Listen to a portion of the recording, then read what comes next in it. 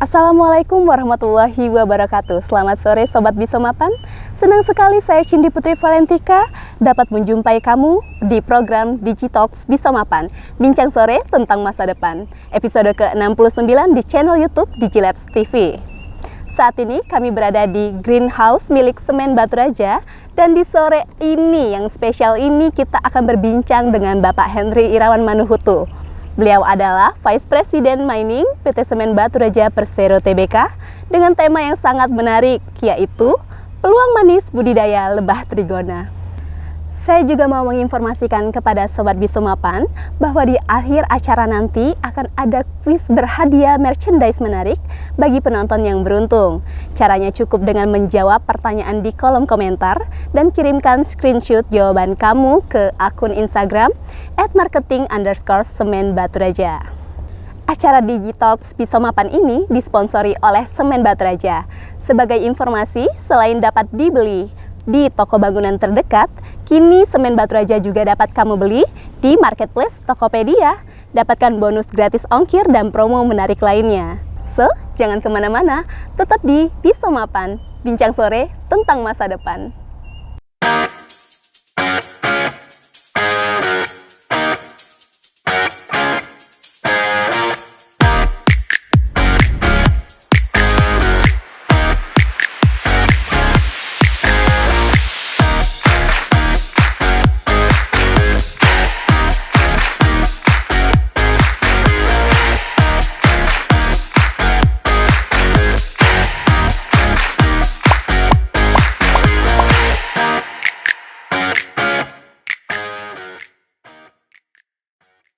Nah, Sobat Bisa Mapan, saat ini saya sudah berada bersama narasumber kita pada hari ini.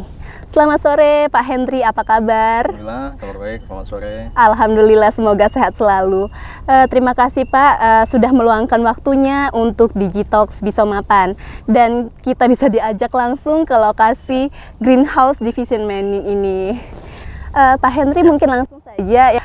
Sesuai dengan ketentuan Undang-Undang Minerba dan peraturan lainnya, ada kewajiban yang harus dilakukan bagi pemegang IUP-OP ya Pak ya, untuk melakukan reklamasi dan pasca tambang.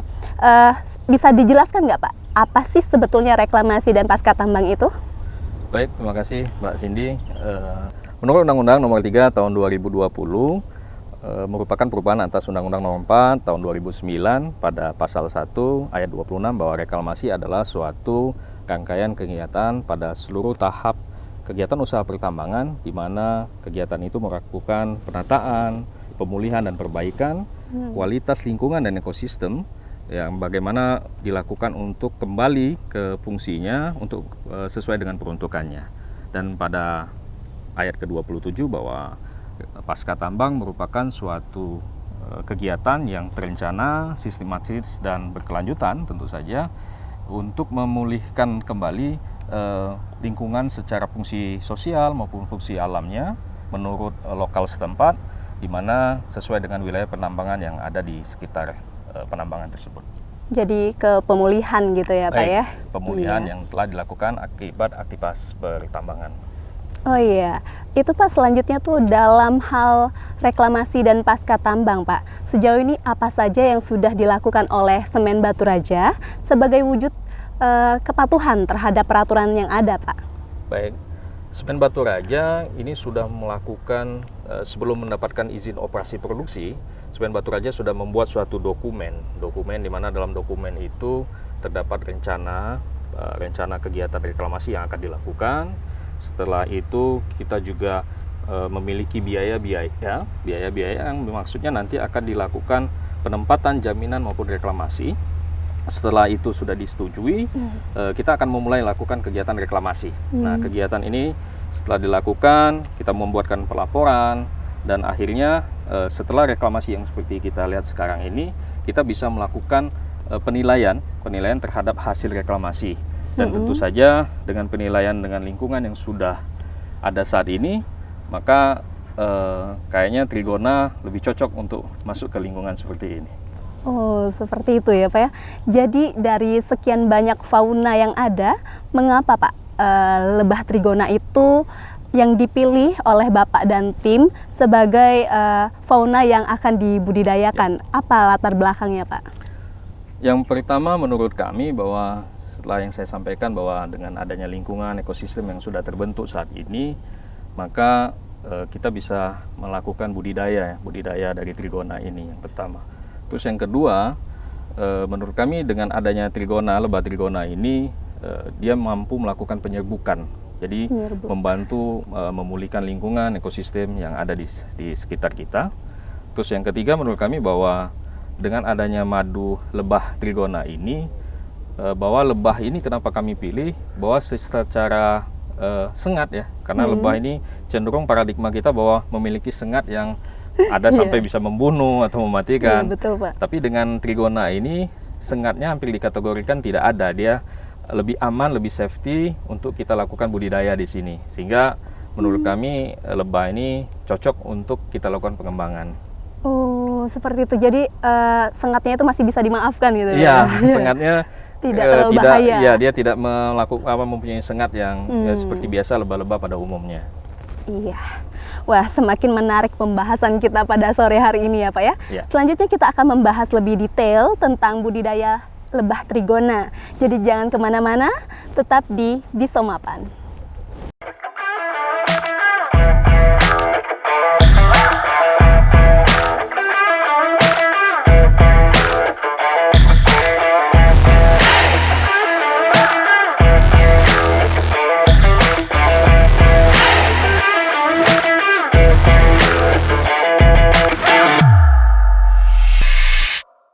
Balik lagi di Bisomapan, bincang sore tentang masa depan. Nah, Sobat Bisomapan, saat ini kita sudah berada di lokasi bekas tambang ya Pak ya? Ya. Di mana lokasi ini dipakai untuk budidaya lebah trigona. Nah Pak Hendri, tadi di segmen sebelumnya sudah dijelaskan latar belakang dan dipilihnya inovasi dari lebah trigona ini. Jadi kita pengen tahu Pak, bagaimana proses atau tahapan dari awal budidaya dari lebah-lebah ini hingga dapat menghasilkan madu, Pak. Termasuk kotak-kotak yang ada di sekitar yang kita lihat tadi. Iya, baik. Boleh dijelaskan, Pak? Baik, yang pertama mungkin perlu kami jelaskan bahwa lokasi adalah suatu hal yang menentukan buat budidaya ini. Jadi tentu saja keberhasilan dari reklamasi itu poin pertama. Jadi sistem silvicultur yang kita lakukan, kita melakukan pemulihan lahan sehingga lebah-lebah trigona ini nanti dapat berkembang biak dengan adanya bunga dari tanaman sekitar. Jadi yang pertama tanaman juga harus pasti sudah menyebar. Terus yang kedua kita lakukan plot lokasi-lokasi di mana penempatan kotak ini tidak terlalu berdekatan. Terus areanya juga mendekati juga lokasi-lokasi yang tanamannya cukup rimbun, terus banyak bunganya. Terus yang ketiga tentu saja setelah berkembang biak, melakukan penyerbukan, madu-madu ini siap untuk diproduksi atau diambil manfaatnya. Terus yang kotak-kotak tadi Pak, fungsinya itu untuk apa? Kotak-kotak ini kalau dilihat ini kan ada satu box kayu dan di atasnya ada kotak. Nah, sebenarnya kotak di atasnya ini adalah wadah kita untuk mengambil madunya. Jadi nanti lebah-lebah yang sudah menghasilkan madu, nanti ketika koloninya sudah cukup banyak, dia akan naik ke atas. Karena populasinya udah terlalu banyak ya. Sehingga di atas kita bisa buka boxnya untuk kita lakukan penyedotan atau pengambilan madu tersebut. Jadi fungsi kotaknya inilah yang untuk kita ngambil. Oh, untuk jadi kita kotak ngambil. Di atasnya, iya. Jadi yang di bawahnya itu sudah ada madu. Di bawahnya ini trigonanya yang sudah banyak, koloninya nanti naik ke atas. Oh gitu ya Pak ya. Ya. Terus untuk apa ya, potensi madu yang dihasilkan itu berapa banyak Pak? Ya, kami saat ini punya kurang lebih ada 40 log ya, log koloni di sini. 40 log yang cukup lumayan banyak juga. Mungkin ya saat ini baru karena ini juga koloni-koloni juga masih muda, masih baru. Paling ya 1,5 bulan sampai 2 bulan ini baru kita produksi sekitar 8 sampai 10 liter lah untuk 2 bulan ya. 8 sampai 10 liter itu per 2 bulan.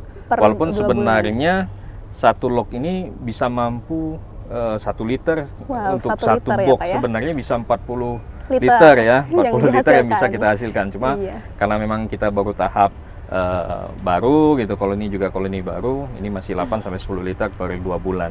Oh iya. Ini untuk budidaya lebah trigona ini sendiri, Pak, apakah hanya dilakukan oleh internal tim Semen Batu Raja atau ada pihak eksternal yang Ya. berperan di sini, Pak?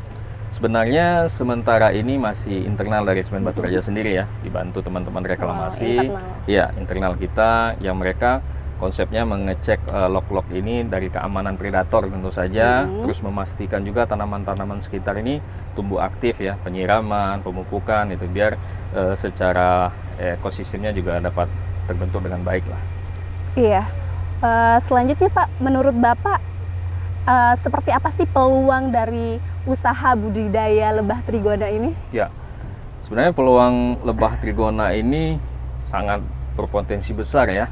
Besar. Iya, karena Iya. yang pertama usaha ini secara madu ya, madu trigona ini tergolong madu yang cukup mahal ya, Iya. dengan skala premium ya, karena bisa 1 liter itu bisa 500, malah di Wow. daerah-daerah seperti Kalimantan Iya. mereka udah bisa jual 1 juta per liter, karena memang secara populasi mereka juga cukup sedikit untuk menghasilkan madu. Jadi tentu saja harapan kita juga di sekitar ini, warga sekitar juga nanti juga bisa menyontoh hal yang sama ya dengan lingkungan-lingkungan yang ada di Semen Batu Raja ini. Jadi peluang ini menurut saya cukup besar, tapi tentu saja yang perlu didukung adalah budidaya dari tanaman itu sendiri. Kita harus membangun lingkungan yang asri ya, Iya, yang tanaman nyaman yang untuk nyaman lebahnya untuk ya, Pak, ya? lebahnya, untuk tidak pergi ke mana-mana ya. Karena Jadi mereka masih lebahnya siap. sebisa mungkin dibuat betah, jadi Betul, bisa betul, menghasilkan lebih banyak lagi madunya ya, Betul, Pak, ya, betul. seperti itu. Ya. Iya, selanjutnya, Pak, kalau untuk lebah trigona ini madunya sendiri itu pemasaran produknya seperti apa ya, Pak, ya?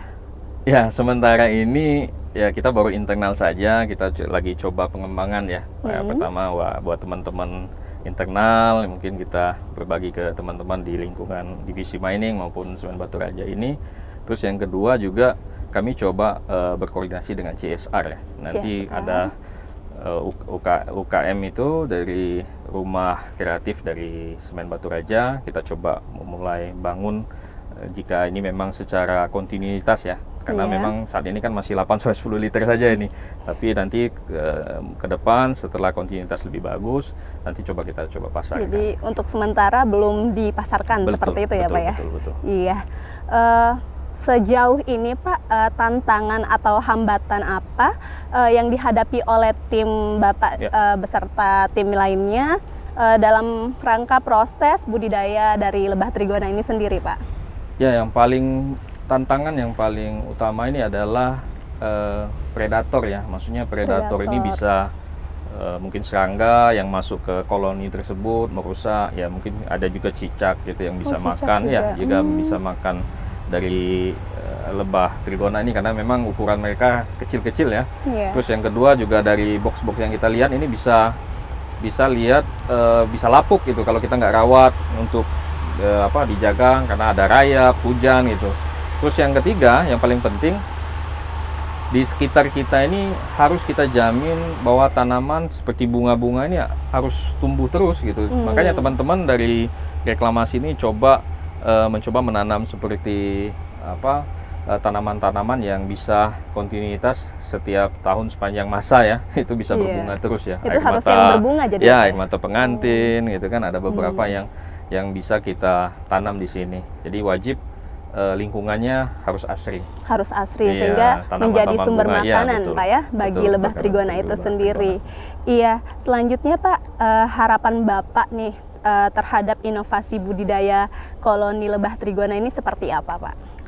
Ya, harapan saya yang paling utama bahwa memang madu ini ya kita tahu bersama ya bahwa di dalam Al-Quran juga dalam surat An-Nahl 69 bahwa Allah juga berfirman bahwa dari perutnya lebah ini Allah ciptakan lebah ini untuk mengeluarkan dari madu yang beraneka ragam warnanya yang bisa jadikan obat ya, obat untuk penyembuhan gitu. Makanya harapan sebesar saya bahwa trigona ini dapat terus dibudidayakan dan lingkungan sekitar harapannya juga bisa terbantukan ya. Maksudnya kita juga bisa memberikan pelatihan, terus warga-warga ring 1 kita ini juga bisa mulai membudidayakan ini.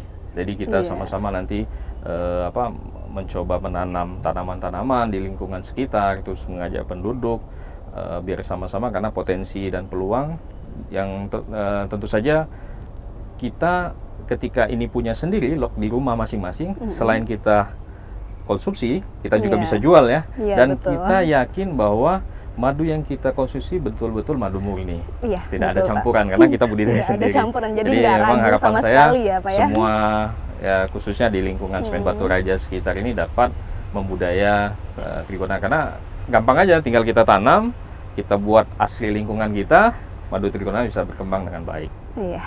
Nah, Sobat Bisomapan, ternyata sangat menarik sekali ya pembahasan kita pada hari ini. Pembahasan tentang lebah trigona, lalu cara budidayanya, dan hasil serta manfaatnya.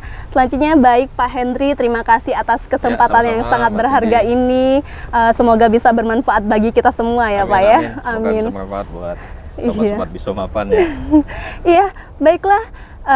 Sobat Bisomapan, seperti yang kita janjikan di awal tadi, bahwa pada akhir acara kita akan ada kuis yang akan berhadiah merchandise menarik yang tentunya dipersembahkan oleh Semen Batu Raja ya.